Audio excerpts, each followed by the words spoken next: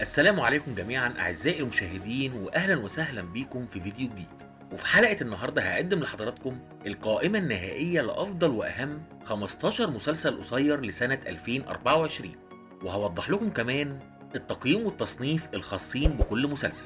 فرجاء تدعموني باللايك والشير للفيديو والاشتراك في القناة وتفعيل زر الجرس علشان يوصل لكم كل جديد. ويلا بينا نبدأ.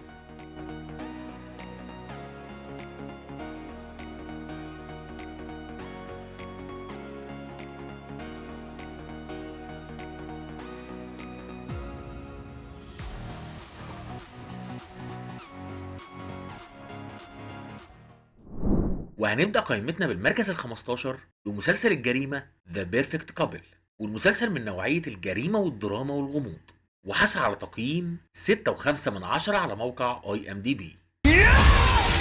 These people are used to getting whatever they want. The minute they feel they're losing control, they burn it all down. وفي المركز ال14 جه مسلسل الجريمة ميسيو سبيد، والمسلسل من نوعية الجريمة والدراما والإثارة، والمسلسل حصل على تقييم 6.8 على موقع IMDb. Get down. Till Jerry Noir's come home. You might want to protect yourself with something more reliable than just your wits. He's Army intelligence. They want the boy. أما المركز ال13 فجه مسلسل الدراما The Sympathizer، والمسلسل من نوعية الدراما والتاريخ والإثارة والحرب، والمسلسل حصل على تقييم 6.8 على موقع IMDb. The success of any classified operation rests largely on how classified it manages to remain. Don't you agree? وفي المركز ال12 جه مسلسل الجريمة إريك، والمسلسل من نوعية الجريمة والدراما والإثارة، وحصل على تقييم 6.9 على موقع IMDb. I want to make it real.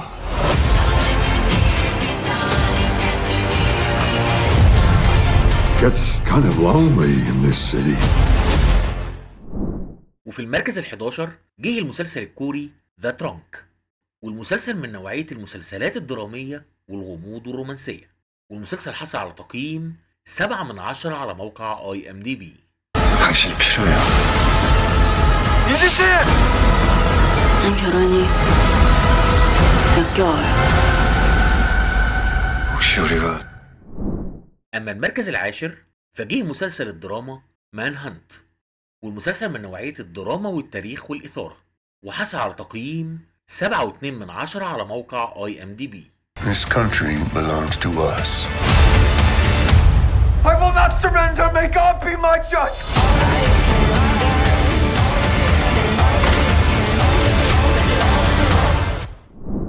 أما المركز التاسع فجه مسلسل السيرة الذاتية جريزيلدا، والمسلسل من نوعية السيرة الذاتية والجريمة والدراما، والمسلسل حصل على تقييم 7.2 على موقع IMDb. Mafiosa en los Estados Unidos. La madrina. After all that I have been through. I'm not gonna give it away for nothing. ¿Quieres ver qué tan puto lejos llego?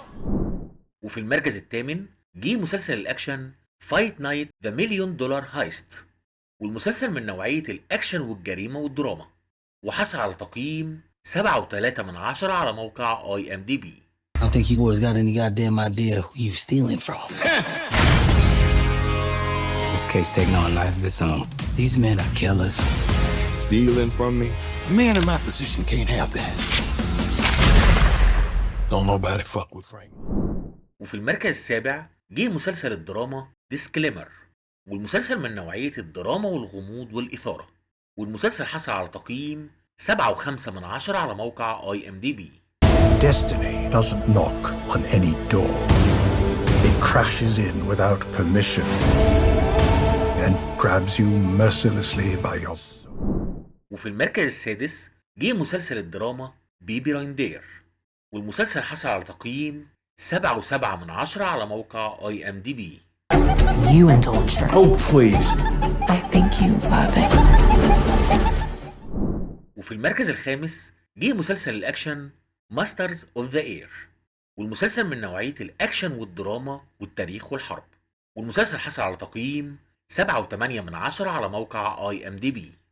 Be with them traversing the air in darkening storms or sunshine fair. I think we may be done. We are going to sit here and take it. We're going to stick with our mission as long as we can fly.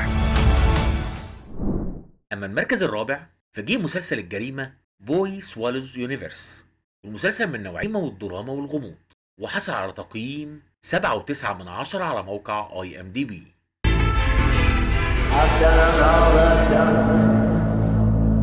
Get him out of here. I'm sorry, baby. I'm just trying to make وفي المركز الثالث جه مسلسل الجريمة ريبلاي، والمسلسل من نوعية الجريمة والدراما والإثارة، والمسلسل حصل على تقييم 8.1 على موقع IMDb. Someone is dead in Rome, and Senior Ripley is missing.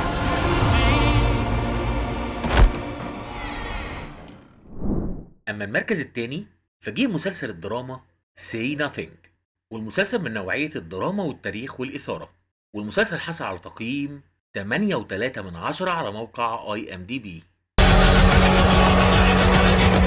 That you were fighting in the name of the people. And I think people should know there's a price to be paid. وقبل ما نوصل للمركز الأول حبيت استعرض لكم مسلسلات ما دخلتش معانا في القايمة لكنها فعلا مسلسلات قوية وتستحق المشاهدة. Admit it. You prefer me. Horizontal? In a grave? This can end right here, right now.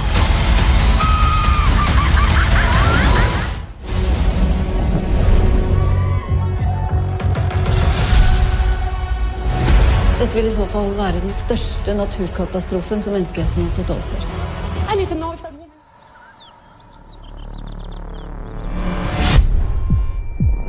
I think I'm getting framed for murder.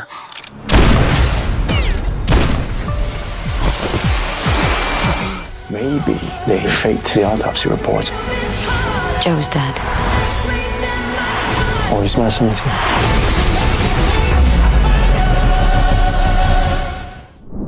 أما في المركز الأول وكأفضل مسلسل قصير صدر في سنة 2024 جه مسلسل الجريمة ذا بينجوين، والمسلسل من نوعية الجريمة والدراما، والمسلسل حصل على تقييم 8.6 على موقع IMDb.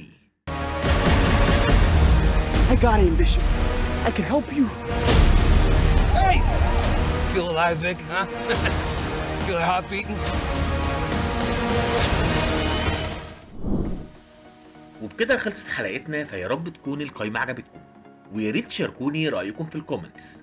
ايه افضل 5 مسلسلات قصيرة اتفرجتوا عليها في سنة 2024؟ واشوفكم على خير ان شاء الله في فيديو جديد.